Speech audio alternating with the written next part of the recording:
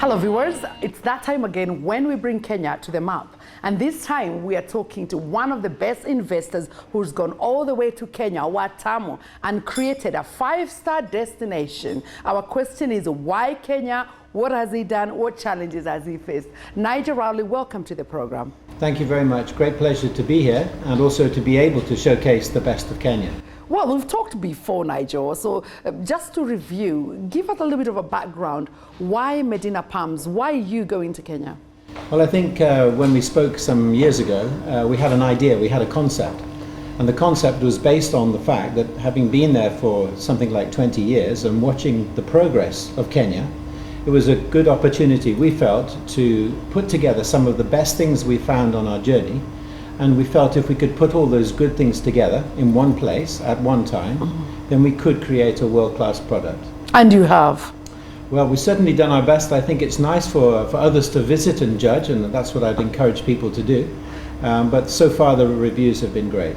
So describe Medina Palms to us now. What is Medina Palms at this moment?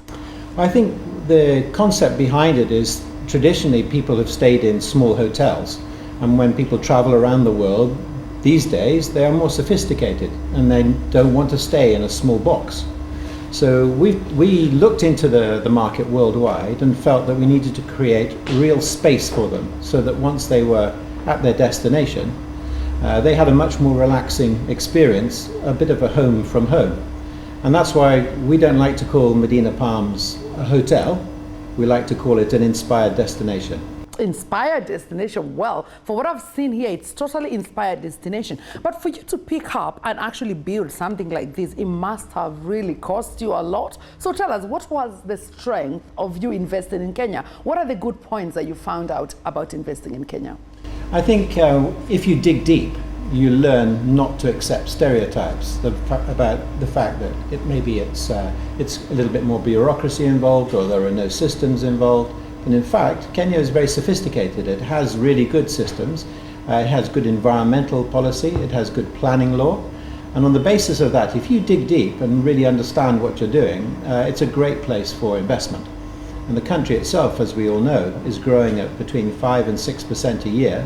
So really, it's a healthy investment environment. Well, you're very much knowledgeable than any one of us here in the diaspora. Even most of us Kenyans might not have those, exact details that you've got. But definitely, Nigel, you might have faced some challenges. What are the challenges did you face as an investor that you'd like the government to address? I think I don't always depend on government. I'm very much a self-starter, and I think the biggest challenge probably was belief. It was an understanding that Kenya was ready for such a project. When I spoke to some people, they often said to me, do you think Kenya is ready? My reaction after many years of research and careful thought and looking around at what I'd seen in Kenya was, yes, Kenya is ready. It just somebody needs to be brave enough to try. And now we've created and have a fully operational product. Other people, other investors are coming in and looking at those opportunities, which I think is great for Kenya. So the competition is there, but what do you think Medina Palms is going to do to watch out that competition? I think competition is healthy, and I'd like more competition. I think Kenya can take a lot more investment because with every competitor comes new investment. So I'd only encourage that. We know within Medina Palms that we have set ourselves high standards, and we've targeted a particular sector of the market. I think in the past, Kenya, the coast of Kenya has been known for more budget tourism, for more medium-end tourism, and it has been successful in the past at winning that type of business. We believe that Kenya now is more sophisticated. It has a middle class that is very successful, and it's aspirational. It wants more. You cannot lie to Kenyans and say this is world-class when it is not. So we try to create a product that is a very high-end, that puts Kenyans first and gives them a chance to come and celebrate the things that they enjoy most and do that on the coast. So really this is a place for the city to come to the beach. Well, after investing about £1 billion in Kenya, how do you think you're going to get that back? So, what is your plan of, making business out of these? Well, what we've created is an interesting business model. So there are 50 units available for sale. And that is a mechanism by which we can recoup some of our investment. So we have remaining only 10, which is a great performance over the last few years. So we have many happy owners who have invested at Medina Palms, but we're still looking for a few more to finish the project off from a sales perspective. However, that is quite a successful mechanism for developing in Kenya, for developing high-end facilities, because private individuals can take part and can share in some of the success we have as we drive Medina forward as a destination of choice.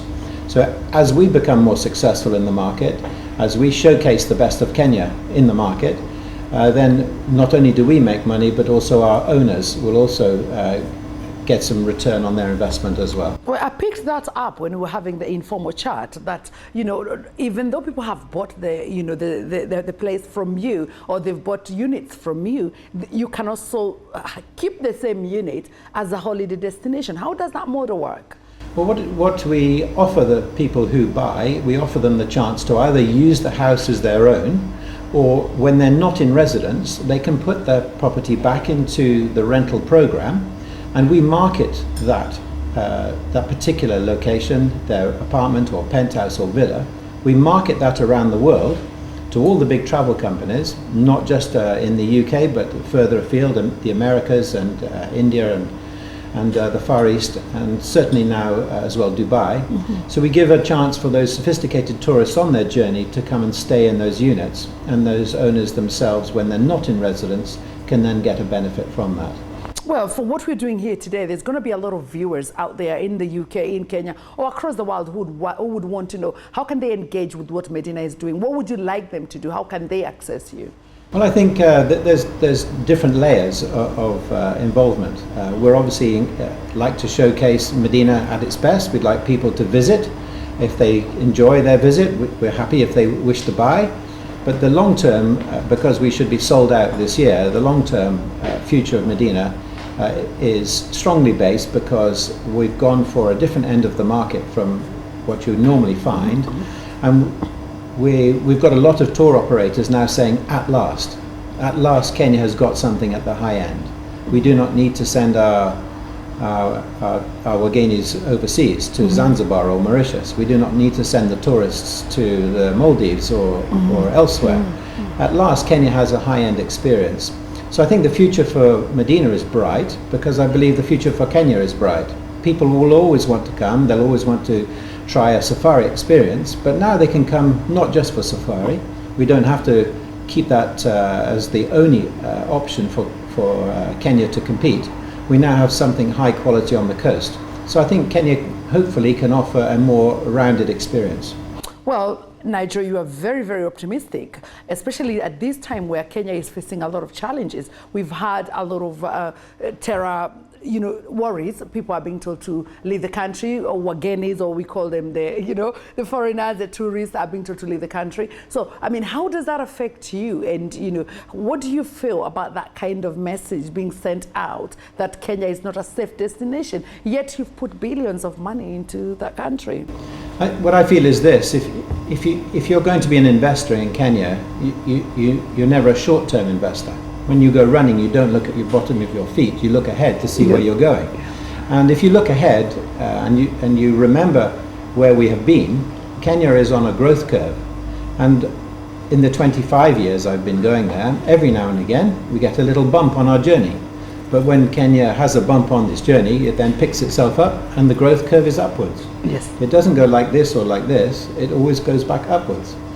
Kenya has an incredible ability to heal itself, to get back on its feet and to drive forward, and that's really the thing that gives me optimism for the future, because all nations have bumps on their journey. They all have a little bit of an interruption for whatever reason, but Kenya has an incredible ability to pick itself up and move forward, and that's why I would encourage other investors to come and have a look at it as an opportunity, because I feel Kenya is very investable, and it's important to look ahead. That's the key thing.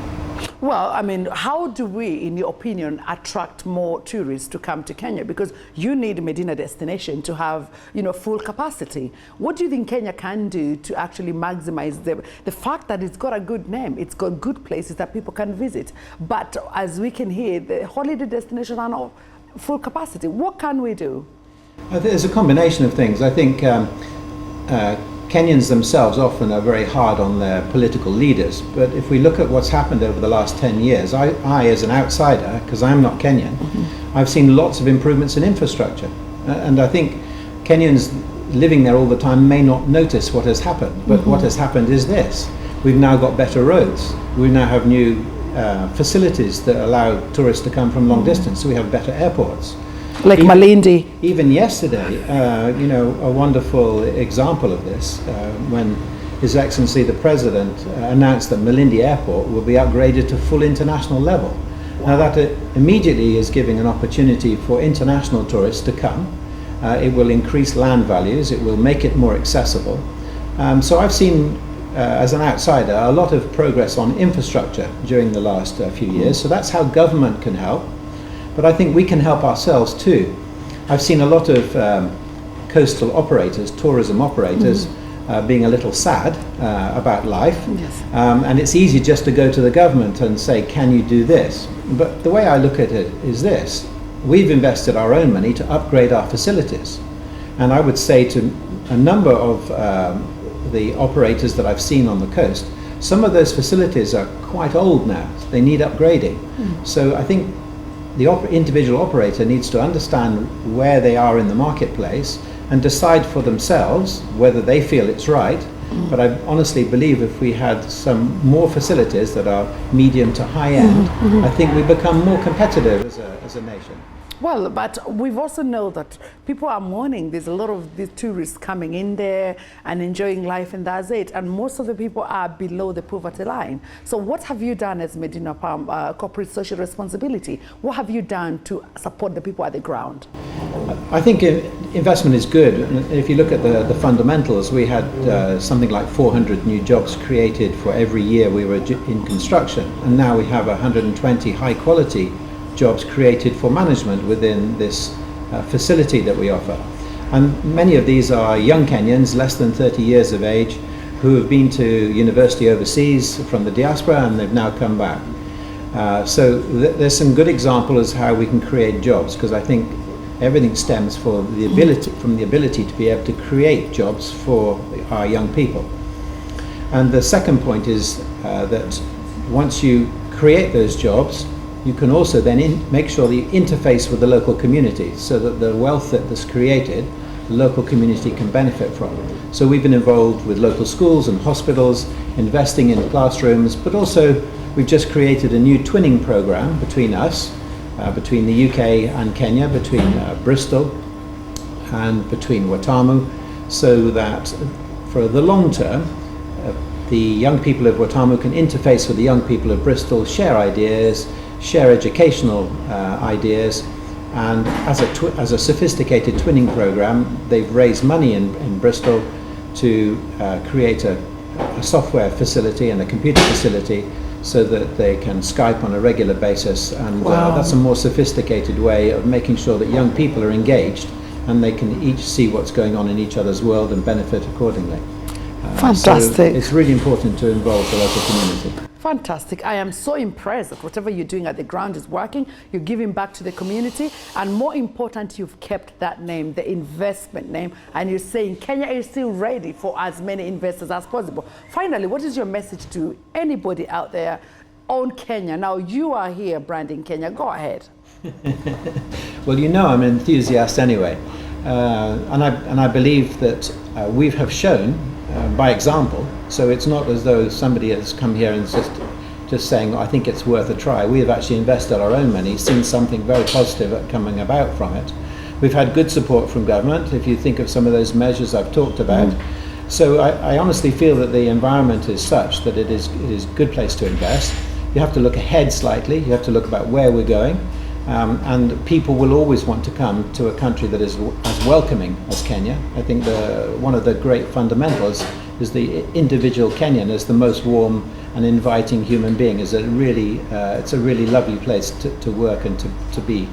And I think that's why so many tourists have come in the past, and I believe that's why we can grow that business. But I think we should also look at the sophisticated Kenyans in the middle market who also want to holiday. And I think this isn't a story about bringing people from overseas only. This is a story about giving new conference facilities and wedding destinations that sophisticated Kenyans have never had. This is about giving a holiday facility for Kenyans to come from the city so they can relax. So it's a message that involves, it's an all-embracing message, and involves a lot of Kenyans and allows them to enjoy themselves for the first time with a sophisticated facility. Thank you very much, viewers. That was Nigel Rowley, and you've heard he's got Kenya in his heart. And as I see it, Kenya is still ready for your investment, but there are many things that need to be addressed. Saying that, it means it starts with you. So whatever you can do, do it. Could be little as a Kenyan diaspora or as Kenyan based in Kenya, you're the one to play the part of investing and promoting your country abroad. Thank you very much.